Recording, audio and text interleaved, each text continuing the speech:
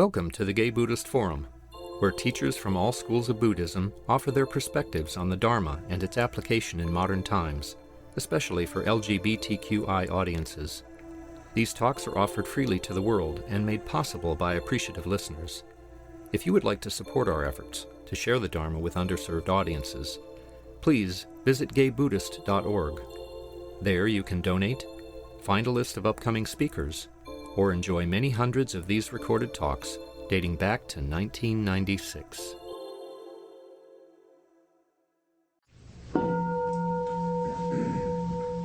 So at this point, our tradition is to go around and introduce ourselves, and then for me to introduce our Dharma speaker. Again, for the people that are here for the first time, John, Eric, sorry, and anybody else here for the first time? Well, make sure to mention that to everybody so that we can welcome you properly. So my name is Oswaldo. Ben. Eric, here for the first time. I'm Greg. Tommy. I'm Tom. Michael. Dwight, I'm Gary's cousin. Jonathan. David. I'm John. Jim. Jose. My name is Mark. My name is Jerry. Richard. Tony. I'm Hal. Richard. I'm Tim. Grisha. My name is Dal. Leor. I'm Brad. Michael. Jack. Peter. I'm Linda. Larry. Oh, first time. My name is Clint. I'm John. Matthew, first time. David. Matt. Don. My name is Gary. Everybody here. So it's my pleasure to introduce Gary Ghost, who's a member of our Sangha. He's a retired Episcopal priest that lives in San Francisco. He began his study of the Dharma in 2008, starting with the Shambhala school of Tibetan Buddhism. He also practiced samatha-vipassana meditation, and he recently declared his aspiration to help Christians understand Buddhism better and Buddhists to understand Christianity better. Gary has taken informal bodhisattva vows and is studying the Lojong teaching on the 11th century Tibetan monk Atisha. Out of those teachings, he's currently exploring the transformative psychological effect of Tonglen, a personalized mantra practice accompanied by taking in and sending out the breath. He would like to share some of the benefits of this practice today. So welcome once again, Gary. Nervous and uncertain. Warm faces here together. Nervous and uncertain. Warm faces here together. That is an illustration of Tonglen, which I'll be getting into in more detail later. First, I would like to thank Hal Hershey for inviting me to speak today. And I'd like to thank my husband Michael for being here today, and my cousins Dwight and Linda as well. And then I'd like to set some context before we actually talk about what is actually a technique called Tonglen from the Tibetan tradition. So I want to say that I'm interested in the Dharma because it addresses the suffering in the world, and it does something about it. I love that the first noble truth is the acknowledgement that there is suffering. And it took me a while to realize that the Buddha was thinking about each one of us when he said there is suffering. He was not just thinking about the mass aggregate of all the suffering going on in the world. He was talking about the fact that there's suffering going on here, there's suffering going on there, there's suffering going on there. And I remember one day hitting myself in the head after 3 days of being, well, sort of grumbly and bitchy, and saying, sort of like the advertisement for V8 juice, I've been suffering. I didn't even realize it. I've been suffering. That's what's wrong. I've been suffering. And that is the first noble truth. I love that the second noble truth is related to it. You can do something about it. The second noble truth is there are causes for your suffering. So once you hit yourself in the head and say, good grief, I've been suffering, then you can start saying, why am I suffering? What's this all about? And then the third noble truth is there are actual things you can do once you've discovered the sources of your suffering to relieve the suffering. Notice that the Buddha never said, we're going to handle the problem of pain. It has been quoted that he said, pain is inevitable, suffering is not. So with the third noble truth, we're invited to begin to lessen the suffering in our lives by taking a look at the actual causes. And I love that in the fourth noble truth, the Buddha says, okay, and here are 5 helpful tools that will assist you as you are getting to the root causes of your suffering. Don't kill or hurt anybody. Don't lie. Don't steal, rather. And, in fact, don't even take anything that has not been freely given to you. Do not hurt anybody with your sexuality. Then comes the part about not lying. Actually, the positive side is find a way to use speech positively, building people up. And finally, refrain from the misuse of intoxicants. Those are called the 5 precepts. I'm interested in the Dharma because it follows a logical method of inquiry that could even be called science. And that's the reason why when I came across a book written by 2 neuroscientists a couple of years ago called Buddha's Brain, I was very interested in what modern-day scientists are discovering about the long-term effects of mindfulness training.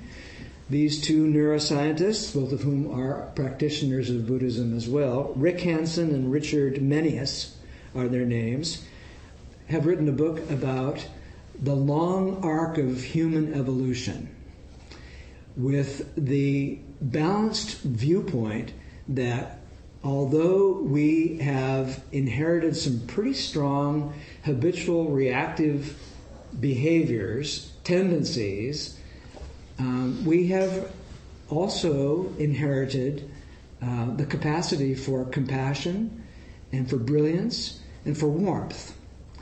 In regards to, so first of all, I want to say that I love the phrase in Buddhism that this is called our precious human birth.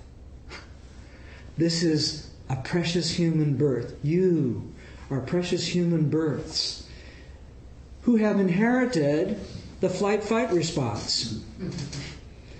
So that in order to survive, to stay alive, if we see shadows of dark and white, we instinctually either run or fight because you never know, it might be a tiger. But that's not all that we've inherited. We've also inherited a system in our bodies centered on the amygdala of the brain where we actually get off on showing compassion to others. It releases chemicals like oxytocin, the same feel-good feeling that you get when you have sex.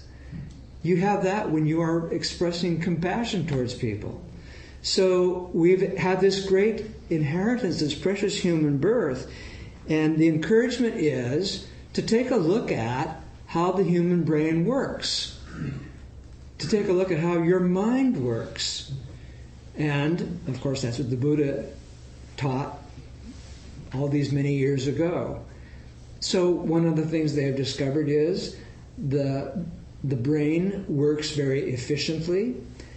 Synaptic patterns are set up in the brain that aid and assist the fight-flight response, so that if you have any kind of a stimulant that reminds you of some former pain, like maybe the time you felt abandoned by your parents as a child, if you have an experience of some other adult now that reminds you of that, your brain just goes like that, right down that pathway. In fact, they call it a freeway of automatic response, and you have a habitual reactive response to somebody who doesn't have any idea why your reaction is so strong to them when it doesn't really even belong to them. And we don't know that at first. We have to uncover all of that. It's part of the steps of going to the root causes of our suffering. But this is good news. This means that if we were to find the causes of our reactive behaviors, that we would be able to, on one occasion, do something different. And what neuroscientists have discovered, I have no idea how they know this, but evidently they do know this, that one different behavior, choosing to do something differently one time, causes a noticeable shift in the synaptic pattern of one synapse at least. If you do it a second time, the synapse begins to go in a new direction. If you do it several times, a new synaptic pathway is set up. And if you should do it over several years of mindfulness training, you have begun to create new pathways in your brain. You have begun to change the way you think. The Greek word for that is metanoia, which happens to be the Christian theological term for conversion. Who knew that it's really about changing the way you live, changing your mind states, so that you become a more effective human being and a happier person. I'm interested in the Dharma because it invites me to curiously, compassionately study my own suffering and the sources of my own suffering. When I first came to the practice of meditation, I read a story, probably in one of Chogyam Trungpa's books, or maybe his famous pupil Pema Chodron, about a young monk who sought advice from the abbot because he was trying his darndest to get some mileage out of his meditation, and it wasn't going anywhere. All of the stuff that he was told about following the breath, all the stuff he was told about counting his breath, or maybe saying over and over again, thinking,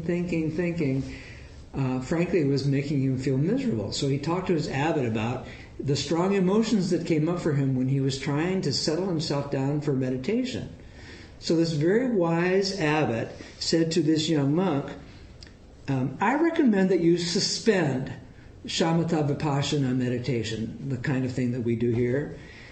I recommend that you try out some of the other bodhicitta practices, like the loving kindness practice, or the compassion practice, or the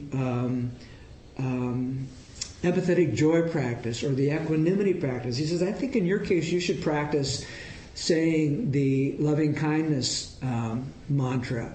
And I think you should do it for 1 year. I think you should stop meditating. I think you should do the loving kindness meditation for 1 year. Oh, and in your case, I think you should say it only for yourself for 1 year. That encouraged me. I am thrilled that the Dharma is flexible and user-friendly. Metta practice, what the abbot was talking about, loving kindness practice, fits into 5 meditation practices which may be done in addition to or in place of what we normally call meditation. And I love that the Buddha was a teacher and that everything that he ever said fits into a larger lesson plan. Where meditation practices fit in is in one of the 6 bases for training for those who are seeking enlightenment. The Buddha was asked one day, what are the bases for training for those who are seeking enlightenment? And he answered, there are 6 perfections. Some people call them paramitas. David Lewis can speak to that, and he often does very effectively, and I encourage you to come when he's speaking to us about the paramitas. So the Buddha talks about 6 perfections. Generosity is one of the 6 perfections. Morality, ethics is one of the 6 perfections. Patience, cultivating patience is one of the 6 perfections. Enthusiasm or joyful energy is one of the 6. And meditation is one of the 6, along with wisdom. So the reason why we are doing this is that we are trying to assist ourselves in seeking enlightenment. And by the way, remember that the Buddha always said, you are already enlightened. You are all already Buddhas. You just need to wake up to the fact that you are Buddhas. And I love the fact that Pema Chodron says, you may think of yourself as being the worst basket case when it comes to meditators in Buddhism. But she says, remember that you are one blink of an eye away from being fully awake to your Buddhahood. So loving kindness practice is one of the 5 other meditation practices that are useful, in addition to the kind of sitting meditation that we do here for a half hour every Sunday morning. So this is not about taking anything away from insight meditation. Pema says that, in fact, insight meditation, what we are doing here, is the technique that is so important. She calls it the golden path, the golden key to everything that we are doing. She says this is the golden key that helps us to know ourselves. The reason that it's the golden key is because this allows us to take time out to just observe what's going on inside of us. I remember the first time many, many years ago that I was exposed to Buddhist meditation, long before I became interested in the Shambhala practices. I was at Green Gulch Farm, some of you have been there, and it was an ecumenical venture. It was a busload of Christians who had showed up to have an experience of Buddhist meditation. So the abbot did a little bit of training, told us about sitting on the pillows or in a chair and getting yourself comfortable, told us about having our feet on the floor and having straight backs that were long, and about being in touch with gravity underneath us. Told us about doing a body scan so that you can find out wherever you're holding tension and let it go. And then after all that, he says, okay, so now we're ready for our 20-minute experiment. And then he said, and remember, don't just do something, sit there. And that's the reason why meditation is the golden key. Because just sitting there through all the mind wandering, in the gentle development of patience and non-judging, we begin to know ourselves. And what we begin to know about ourselves is that we are basically good. We desire to be courageous. We desire to be compassionate. And we have habitual and reactive behaviors that keep us from seeing that we are brilliant and warm. Only, remember, only one blink of an eye, and you will see how brilliant and warm you really are. So developing a sitting practice is like a golden key, and I invite you to do it for yourself every day, if you can. I invite you to sit for a while every day on a regular basis. The amount of time is not important. Doing it perfectly is not important. Perfect concentration is not the sum total of it. Sitting is the sum total of it. And the Buddha was so smart, he said, you don't even have to sit. You could stand. You could walk. You could lie down and be mindful and do this practice. But there are these other things that you could do during your meditation time besides following your breath. There are 5 ways to chant. 4 of them are for increasing what are called the 4 heavenly mind states. I've already mentioned them. we could be chanting, you could be chanting, either in addition to your half hour or 20 minutes of meditation a day, or in place of, you could be chanting, may I be peaceful, may I be happy, may I be safe, may I awaken to the light of my true nature, may I be free. And then after you say that for yourself, you could say it for your teachers. And after you say it for your teachers, you could say it for your friends. And after you say it for your friends, you could say that for a special friend. And after you say it for a special friend, you can say it for some stranger you saw on the bus, somebody that you saw from a distance. You think you don't know, but amazing things happen, I have discovered, when you say the loving kindness practice for somebody you just saw across a crowded room. Because you suddenly realize, oh yeah, I really do know this person. I really do know that they suffer the same way I do. And so you can engage in these practices for even strangers. And then you can turn to saying the loving kindness practice for the ones we call our enemies, the people that most often reactivate us into those behaviors that we try so desperately to flee from, when actually those people, those enemies, are probably our best friends when it comes to showing us where we are stuck, where we are reactive. And then after sending the energy of loving kindness to our enemies, the Buddhists invite us to send that energy to all of the above, to all of the people that I've already mentioned, reminding us that we are all in this together, everything is interconnected. I can't do it for myself without doing it for you, but I can't do it for you without doing it for myself either. And then you're invited to send loving kindness to the entire human race. And then to send loving kindness to all beings. And after you do that, you're invited to do the compassion practice, which starts with saying, I feel this suffering. I feel this suffering. May this suffering cease. May the light of understanding and love dispel the darkness of sorrow and regret. May this suffering cease. May this suffering cease. Then try doing that for the other 8 directions. Doing that for 20 minutes is an amazing experience. After doing the compassion practice, try doing the empathetic joy practice. I feel this joy. Try owning your own joy. I feel this joy. May this joy increase. May the light of understanding and love bring to full blossom this joy. May this joy increase. May this joy increase. And then say it for the other 8 directions. Say that for your enemy and see what happens.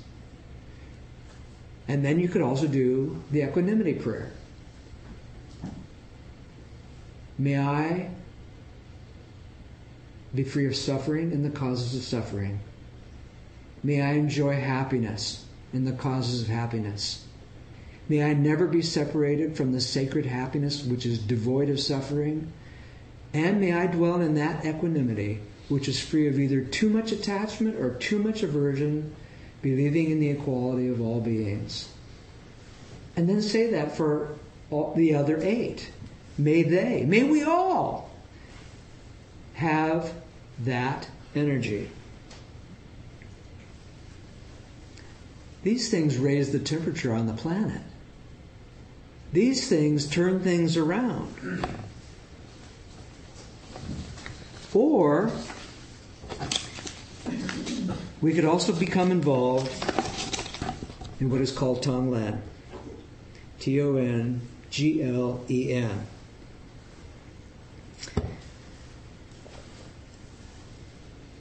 When the Tibetans brought the teachings of the Buddha to India, it was at a time when the teachings in India had turned to the practice of mantras and some special techniques that are sometimes called the Vajrayana techniques. Vajrayana is sometimes called the third turning of the wheel of Buddhism. The first turning is the teaching of the Buddha himself, as represented by the Theravadan tradition, the people who have kept alive the original texts. And the second turning is called the turning of Mahayana, the large vehicle of Buddhism, which is dedicated to raising up people who are more interested in other people becoming enlightened as they are themselves. And then the third turning is called Vajrayana, which comes from a time when these teachings were brought from India into Tibet. Among those were a set of teachings called the Lojong teachings. They were originally written by Atisha, who lived in the 11th century. And his work, A Lamp for the Path of Awakening, was translated into Tibetan in the 12th century by Chekawa, whose root text was called Training the Mind in 7 Points. These are the teachings called Lojong, which include the meditation practice called Tonglen. Lojong, the teaching, consists of 59 slogans organized into 7 points of mindfulness. So it's a system of increasing your ability to find your own awareness, your own enlightenment, by being engaged in these slogans. Some of these slogans are funny. Some of the slogans are riveting. The slogans can include such things as don't take the burden from the ox and give it to the cow, which is talking about taking personal responsibility for your own enlightenment, not dumping it on somebody else. It's your responsibility to do that. So the Lojong teachings include the teaching of Tonglen. It is covered in at least 2 of the slogans, and the practice of Tonglen is the practice of doing something that is counterintuitive to the way we Westerners think about changing our minds, metanoia. The way that we have been trained to change our minds is to get better. The way we have been trained to change our minds is to practice positive reinforcement. So very often what we will do is we will breathe in some positive message, and then we will breathe out the negativity that is inside of us. That's not the Tibetan way. The Tibetan way is breathe in the negativity. Breathe out the positive reinforcement. By breathing in the negativity first, you are completely owning who you really are. You're completely owning the strength of your habitual reactive behavior by saying to yourself, I'm feeling really angry. And breathing that in is, to be honest and gentle, in a way that we Westerners have very little experience of. In the practice of Tonglen, one visualizes taking in the suffering of oneself and also of others on the in-breath, and then on the out-breath, giving recognition, compassion, help to all sentient beings. It is the Tibetan word for giving and taking, or sending and receiving. The function of the practice is to reduce selfish attachment, to increase a sense of renunciation, to create positive karma by giving, and to help develop and expand loving kindness in the world. There's a technique. There are 4 stages to doing Tonglen. And the reason why I want to share this with you is, in a moment, I would like for us to practice Tonglen. So there are 4 stages to Tonglen. The first stage is called flashing. It's flashing on the openness that belongs to us as a part of our precious human birth. It's flashing on being one blink of an eye away from being totally enlightened. It's flashing on the sky, and how the sky is both empty and full at the same time. This is our inheritance. It is called flashing on the bodhicitta. Bodhicitta is the Sanskrit word for the awakened heart and mind. And the Buddhists say, we already have bodhicitta, it just may not be awake. So flashing on it as though it is already awake is setting the context for the other three techniques. So the first technique is to flash. For a moment you just flash on, you say, I see it. I'm potentially fully awake. For the second technique, you work for a moment with the texture and the claustrophobia of your strong negative feelings. Very often, the Tibetans will say things like, on the in-breath, they will say, dark, heavy, hot. And in the out-breath, they will say, light, bright, cool. So for a few minutes, we could start with feeling our feelings for the moment and identify them as being hot, heavy, dark. And become ready to release them by saying, cool, light. What is the other word? I forgot the other word. Hot, heavy, hot, cool, light, bright. The third technique is to work with specific situations or specific people who are reactivating you at the moment. So while breathing in the dark, heavy hotness of it, I think about the fact that I'm feeling angry about this person again. And after breathing in the dark, heavy heat, I then expel some positive expression that releases me to see my own awareness. So, for example, I might say, angry energy. And I might, on the out-breath, say, it's just the way it is. That doesn't sound very powerful, does it? Doesn't sound very much like a positive reinforcement, but it is amazing. Ajahn Chah says, the great teacher from Thailand says, you would be amazed at how much strength you could have just to go through the list of all the strong negative feelings you have, and after you breathe each of them in, say on the out-breath, this is just the way it is. Strong energy, just the way it is. Great anger, just the way it is. Resentment, just the way it is. In the fourth stage, we expand the practice by including others.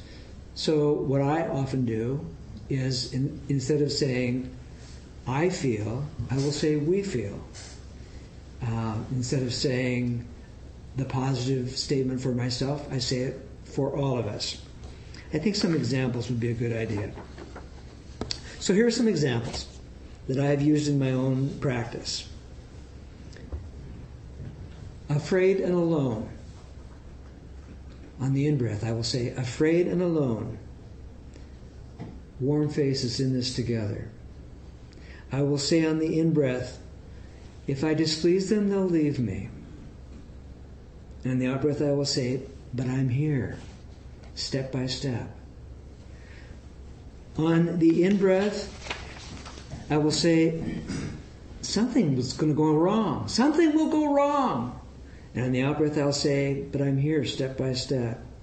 On the in-breath, I will say, whatever is arising, this energy that is arising, let's enjoy the display. Anger arising, enjoy the display. Fear arising, enjoy the display.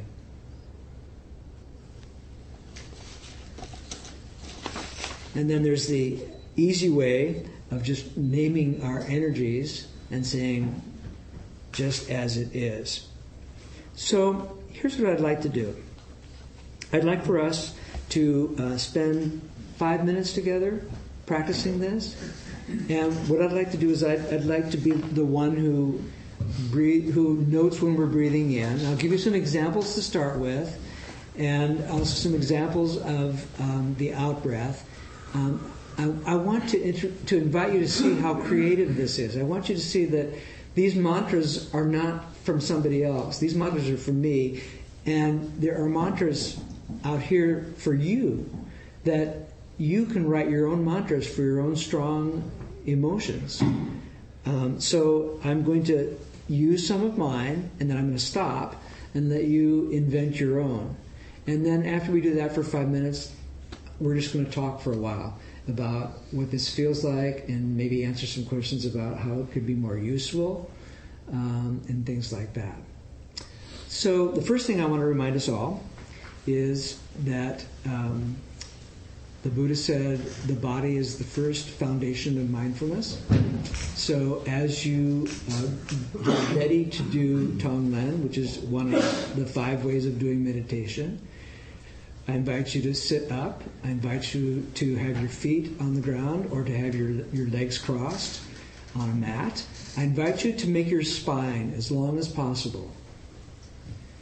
I invite you to do a body scan, perhaps to use a system like Pema Chodron uses, a system like seat, legs, torso, hands, eyes, mouth, or whatever works for you. The purpose is to bring mindfulness to the parts of the body and to be surprised by where you may be clenching muscles. Seat, legs, torso, hands, mouth.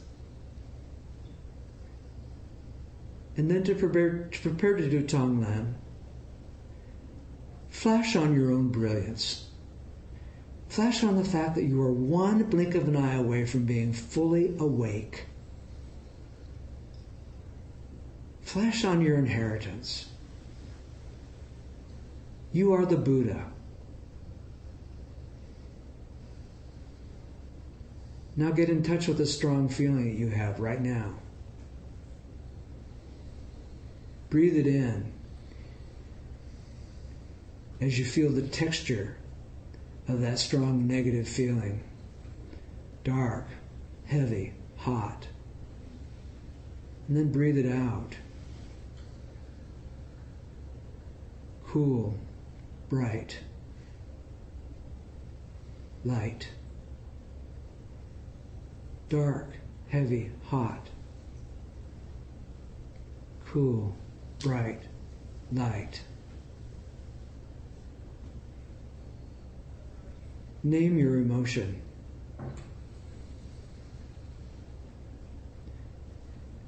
Anxious feeling,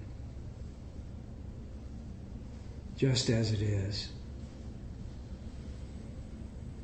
Anxious feeling, just as it is. Once you identify your feeling, you're going to say this for 5 minutes.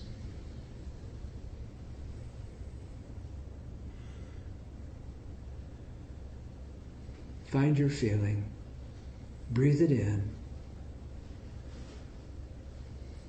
On the out breath, speak an antidote.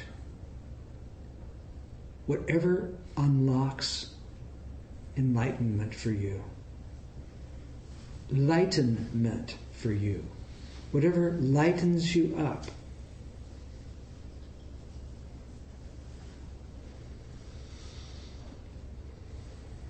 For 5 minutes.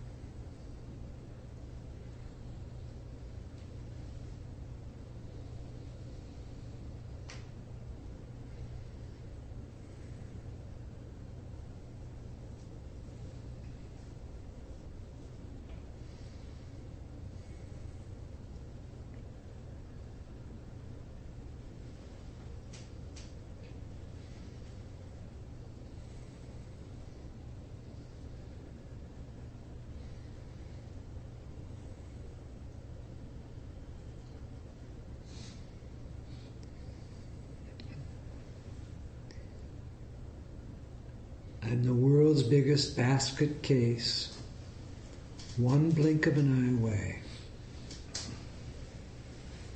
That habitual and reactive thing I do, clear seeing with gentleness and honesty.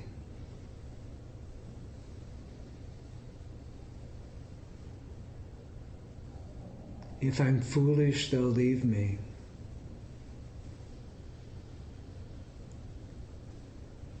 I am brilliant and warm.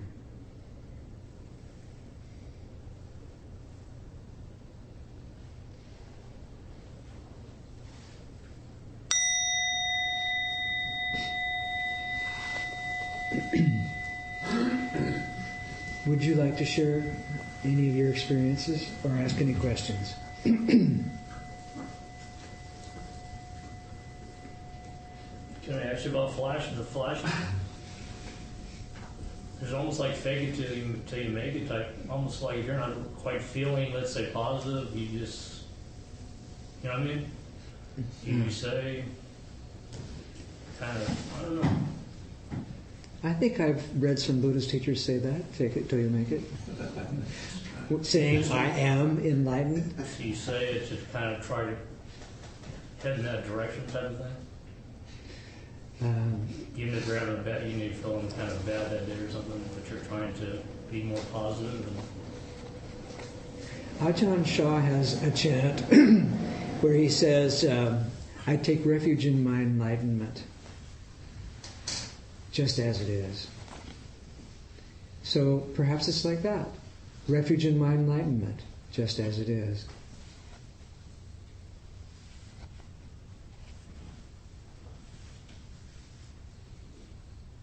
Tom? And when I was reading up on Tonglen as well, this idea of flashing on openness, I think it was Pema who said, if that doesn't work for you, you can also flash on openness or compassion.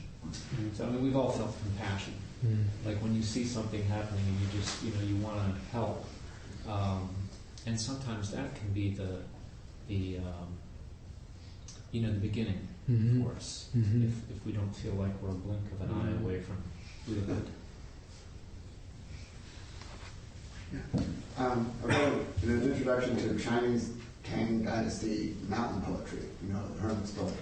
And this, I can't remember the Chinese word for this quality, but the translation is self-ablaze, that everything in nature has light in it, and that we can experience light, being made of light ourselves, and that could be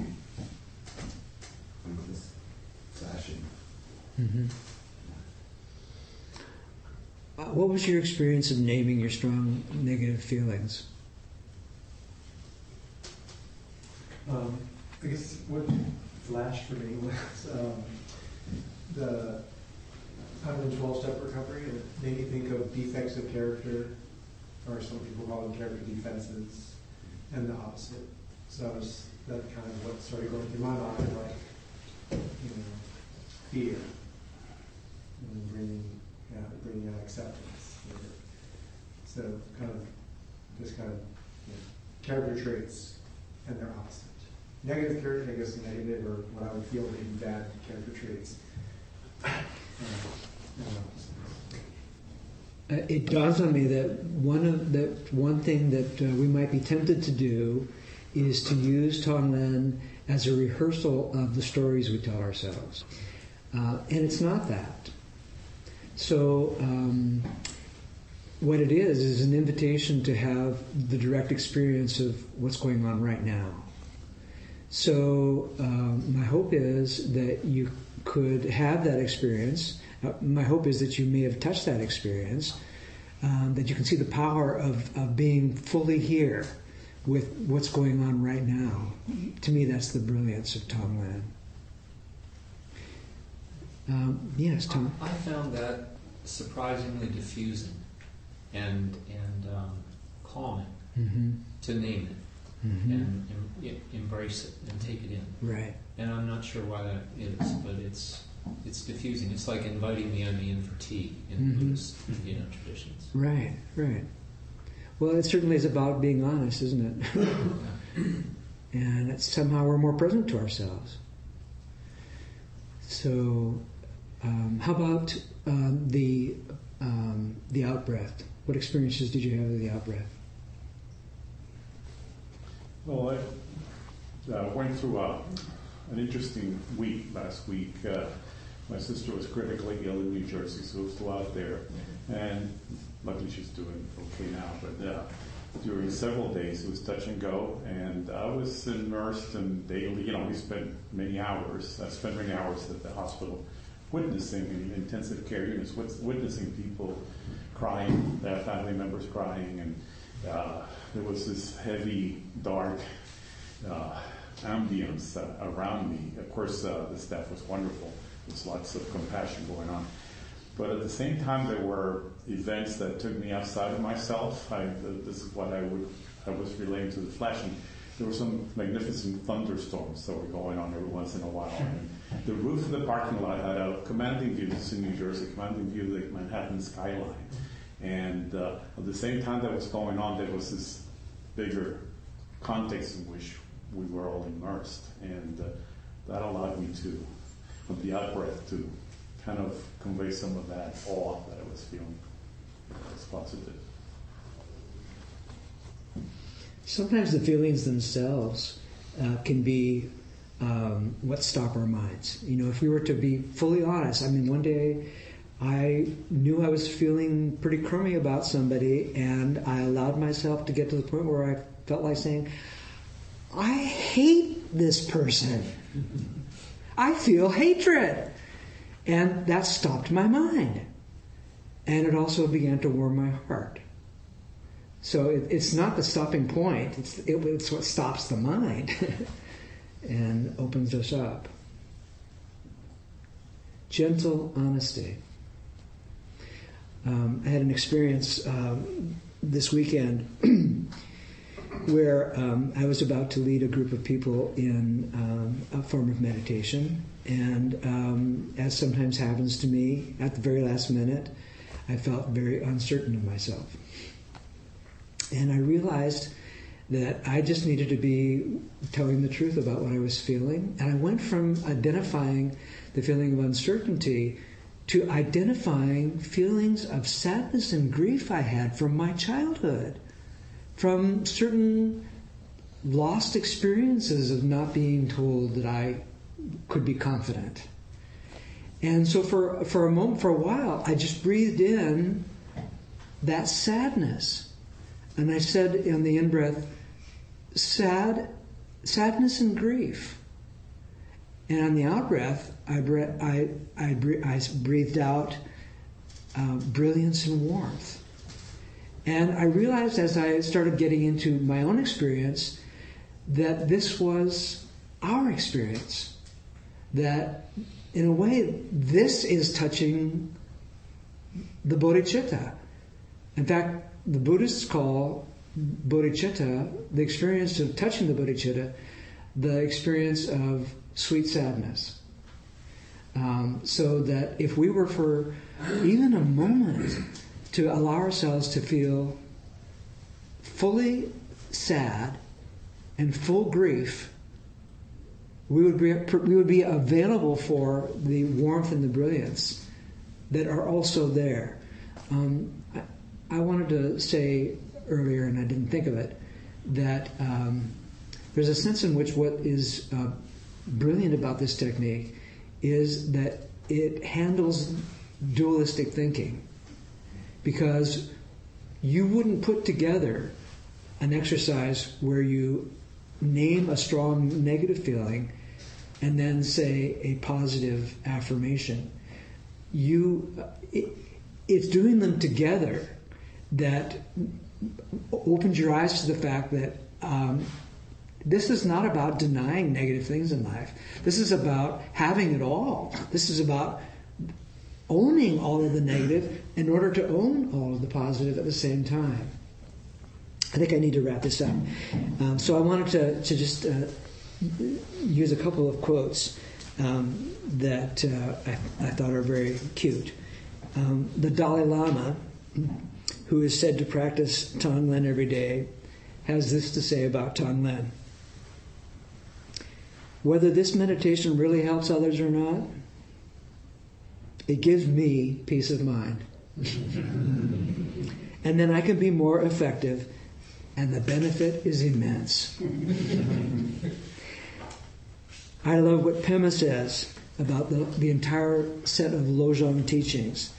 She says, seeing what you do without turning it against yourself encourages you to liberate yourself by examining and analyzing. Instead of using this practice as ammunition against ourselves, we could lighten up and realize it's the information we need to keep our heart open. In fact, if everybody on the planet could do this with gentleness, everything would start to turn around very quickly. And finally, although this is not about Tonglen, this describes to me the Buddhist life. Carl Jung said at the end of his life, I'm astonished. I'm disappointed, pleased with myself. I'm distressed, depressed, rapturous. I am all of these things at once, and I cannot add them all up. In other words, don't just do something. Sit there. Thank you, Gary. Thank you. Okay, so this, just a reminder, we have a half-hour social after the talk, and this is the time for announcements and for a few reminders. One of them that's important is the dana bowl, the dana being the Pali word for giving, I believe, and our request is for $10 or whatever you can afford to help sustain our Sangha, the beautiful place that we have, Larkin Street meals that happen once a month, outreach to prisoners and so forth. So we have normally have a host. Is there anybody hosting today? I think we may have fallen through the cracks, but is there tea? Did I see? I did plug in the tea, and so there are cups out there and various tea bags, so feel free to enjoy that. If you do use a cup, please put it in the dishwasher, which is next to the sink. Just empty it out and throw it in there, and you should be all set.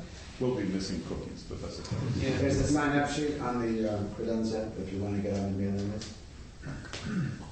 Is there any other announcements? Yeah, Jerry. Yes, the 25th annual GBF retreat will be September 30th, October 1st, and October 2nd.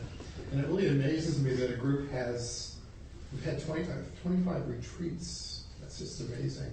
And there's still room. If you're interested, there should be flyers out there. And we have lots of room. Any other announcements? Okay, then what we do at this time is to our dedication to merit, which we heard a version of earlier from Gary. But I'll say that.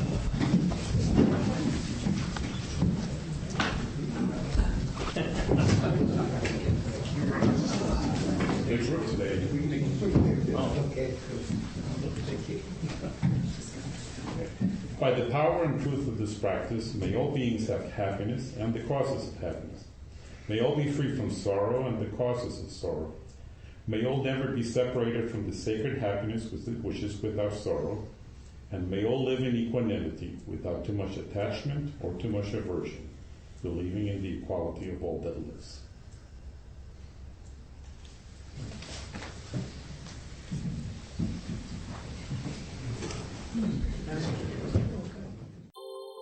Thank you for listening to the Gay Buddhist Forum. If you would like to hear several new talks per month and be notified of upcoming speakers so you can participate live, please subscribe to this podcast, like us on Facebook, and join our mailing list by visiting gaybuddhist.org.